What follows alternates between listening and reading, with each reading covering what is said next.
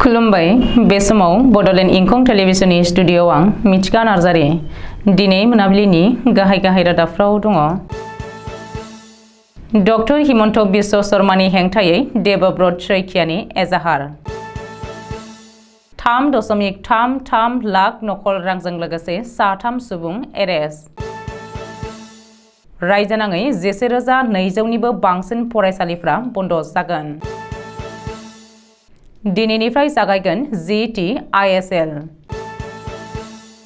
भारतआ कानाडानि थाखाय भिजा सिबिथायखौ बन्द खालामबाय। बारापेटानि मरमी चकआव गिख्रंथाव लामा जाब्रबथाय। सालबारिनि रुपापली गामियाव फानजारियाव नाङो मासे मोसाया। दानिया फैदोनि आबुं रादाबाव।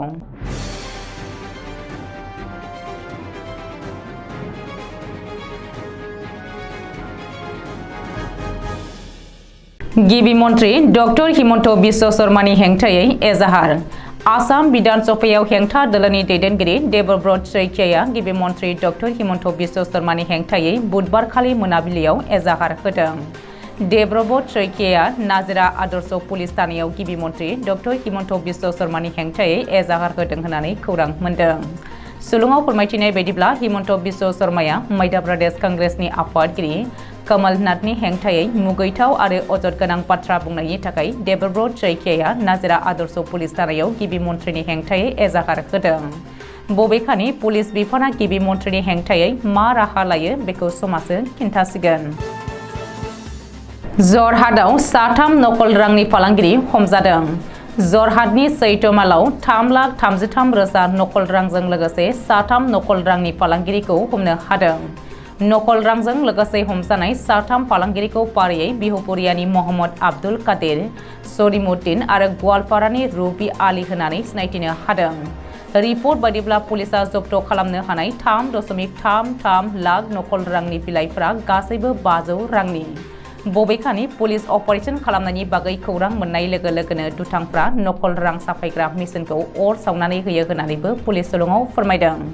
3.33 लाख नकल रांनि अनगायैबो दुथांफोरनिफ्राय 3 मबाइल फन जब्द खालामनो हादों होननानै मिथिनो हादों। रिपर्ट बायदिब्ला नकल रांनि फालांगिरिनि बागै बांसिनै मिथिनो थाखाय पुलिसा 3 सुरां फालांगिरिखौ जिम्मायाव लानानै जेरा खालामदों। आसामनि सोलोंथाइ खोन्दोआव गाज्रि खौरां। बिमा रावनि बिजोंनि फरायसालिफोरनि बिथिंनिफ्राय फैदों बे गाज्रि खौराङा। रायजो सोरखारनि सोलोंथाइ बिफाना बिमा रावनि बिजोंनि फरायसालिफोरखौ फोजोबस्रांनो राहा लादों। सोरखारनि गोरोन्थि सोलोंथाइ खान्थिनि थाखाय थाबैनो बन्द जानो थांगासिनो रायजोनि 11,200निबो बांसिन बिमा रावनि बिजोंनि फरायसालिफ्रा। सोरखारि फरायसालियाव फरायसाफोरनि बिबाङा बोसोरफ्रोमबो खमायलांनायनि थाखायनो 11,200निबो बांसिन फरायसालिफ्रा बन्द जानो थांगासिनो। शिक्षा सेतु एपनि जोहै बे गिख्रंथाव रिपर्टआ सोराङाव फैदों। रिपर्ट बायदिब्ला रायजोनि गं 33 फरायसालियाव सासेल' फरायसा दङ। बेनि अनगायैबो गं 65 फरायसालियाव सानैल' फरायसाफोर दङ। मिथिनो हानाय बायदिब्ला रायजोनाङै गं 11,272 फरायसालिफ्राव 30निबो खमसिन फरायसाफोर दङ। शिक्षा सेतु एपनि बे रिपर्टखौ बिथा खालामनानैनो आसाम सोरखारनि सोलोंथाइ बिफाना रायजोनि बै गं 11,272 फरायसालिफोरखौ बन्द खालामनायनि बागै सावरायनो लाहांदों। जाउनाव रायजोनि गं 11,200निबो बांसिन बिमा रावनि फरायसालिफ्रा बन्द जानायनि लामायाव थांगासिनो दङ। दिनैनिफ्राय जागायसिगोन हादरनि मोनसे जर'खा आरो बयजोंबो अनसायजानाय फुटबल लीग एबा जोलुर बादायलायनाय इन्डियान सुपार लीग सुंद'यै ISL। 2022-2024 मायथाइनि एबा GT/ISL नि अपेनिं सेरेमनिखौ दिनै क'चिनि जवाहरलाल नेहरू स्टेडियामाव खुंनाय जागोन। GT/ISL नि जागायजेननाय मेचखौ दिनै मोनाबिलि 8 रिंगायाव केरेला ब्लास्टार आरो बेंगालुरु FCनि गेजेराव गेलेगोन। मख'नो गोनांदि GT/ISL नि थाखाय गासैबो FCआनो गोख्रों जानजि खाफ्रादों। समानै नर्थ इस्ट इउनाइटेड FCआबो थियारि जादों। नर्थ इस्ट इउनाइटेड FCआ फैगौ 24 सेप्तेम्बर रबिबारखालि गिबि मेचखौ गेलेगोन। नर्थ इस्ट इउनाइटेड FCआ गिबि मेचखौ मोनाबिलि 8 रिंगायाव मुम्बाइ सिटी FCनि हेंथायै गुवाहाटी इन्दिरा गान्धी स्टेडियामाव एबा सरसजाई स्टेडियामाव गेलेगोन। नर्थ इस्ट इउनाइटेड FCआ GT/ISL नि गिबि मेचखौ होम ग्राउन्डआवनो गेलेगोन।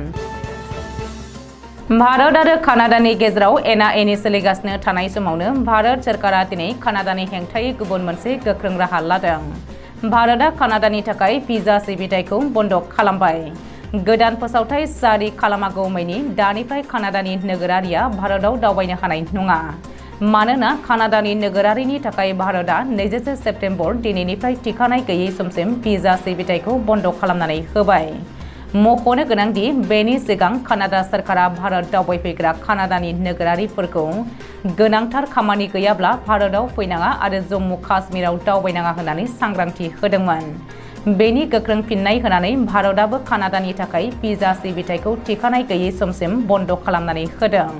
बेखौबो मख'नो नांगोन दि हरदीप सिंह निज्जरखौ बुथारनायाव भारत सोरखारनि एजेन्सिनि आखाइ दं होननानै कानाडानि गाहाय मन्थ्रि जास्टिस ट्रुडिउआ कानाडानि संसदआव गोख्रों अजद होनायनि उननिफ्रायनो कानाडा आरो भारतनि गेजेराव एना-एनि सोमजिदों। भारतनि फरेन मिनिस्ट्रियाबो नटिस जारि खालामनानै ट्रुडिउनि दाय जाबसिननायखौ नेवसिगारनानै बेनि फोरमान बिदोंमोन। नाथाय ट्रुडिउआ दासिमबो फोरमान होनो हायाखै। बबेखानि हरदीप सिंह निज्जरा कानाडायाव थानानै भारतनि हेंथायै खामानि मावग्रा कालिटानि दैदेनगिरि आरो एनआईएजों 10 लाख रां बान्था फोसावजानाय सासे वान्टेड उदखारिमोन। नाथाय कानाडानि गाहाय मन्थ्रि जास्टिस ट्रुडिउआ हरदीप सिंह निज्जरखौ रैखाथि होनो थांनानै भारतजों सुथुर जादों। बाक्सानि बारापेटा मरमि सकआव गिख्रंथाव लामा जाब्रबथाय। हाबायाव फैनाय गारि मेजिक आरो बाइकनि मोखांजों मोखां सौग्रावनायाव गोब्राब जोखोम जादों बाइकनि सुबुङा। बाइकनि सुबुंखौ बाक्सा बारिपुरनि रबिउल इस्लाम होननानै सिनायनो मोननाय जादों। बाइकनि सुबुं रबिउल इस्लामखौ हाखु-दाखुयै देहा फाहामसालियाव दैथायहरो। फारसेथिं बे जाब्रबथायनि उनाव मेजिकखौ गारनानै खारो ड्राइभारा। मेजिकनि नाम्बारा AS28C7865 आरो बाइक नाम्बारा AS15E1902। जाथाय जानाय जायगायाव जायगानिनो लाबदांगुरि पुलिसा नुजाथिफैयो आरो गारिखौ जब्द खालामो। थांनाय सानबायाव मोसानि उदखाराव गिनानै दंमोन बाक्सा आरो बरपेटा जिल्लानि सिमायाव थानाय ओनसोलनि रायजोफोरा। शुक्रबारखालि बरपेटा जिल्लानि बारागुवायाव कदम आली मुंनि सासे सुबुंखौ गोब्राब जोखोम खालामदोंमोन मोसाया। थिग बेबायदिनो सालबारि महकुमानि बेन्दोंआव थानाय सनापुलि, रुपापुलि, बरकपा बायदि ओनसोलाव मोसाया गोबां नखरनि गोबां जुनारफोर बुथारबोदों होननानै ओनसोलनि सुबुंफ्रा फोरमायदोंमोन आरो गिनाय सोमजिदोंमोन। जोबथारनायाव बाक्सानि रुपापुलियाव हाग्रा बिफाननि फानजारियाव नांबाय मासे मोसाया। मख'नो गोनांदि हायुङारि मानास हाग्रामायाव बाग्लेवा मोसा एबा लख्राखौ लाफानानै गुबुन हाग्रानि जुनारनि सानखोआबो बांदों आरो दायो बेबायदिनो थोंजोङै सुबुंनि ओनसोलाव ओंखारबोनो हमदों होननानै फोरमायदों हाग्रा बिफाननि रेन्जार बाबुल ब्रह्मआ। दिनै मोनाबिलिनि रादाबा एसेनोसै। गोजोन्थों।